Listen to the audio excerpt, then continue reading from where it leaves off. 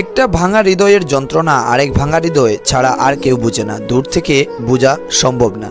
এই যন্ত্রণা নিজে না পেলে কেউ বুঝবে না।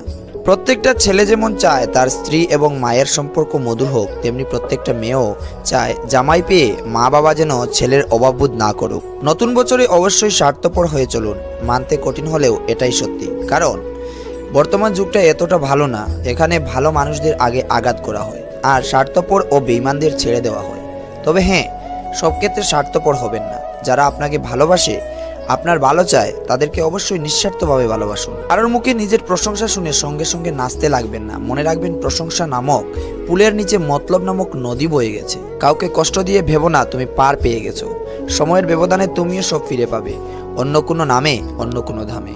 আত্মবিশ্বাস থাকা ভালো, কিন্তু অতিরিক্ত আত্মবিশ্বাস থাকা কখনোই ভালো নয়। অভ্যাস হয়ে গেলে সবচেয়ে প্রিয় মানুষটাকে ছাড়াও বেঁচে থাকা যায়, ভালো থাকা যায়।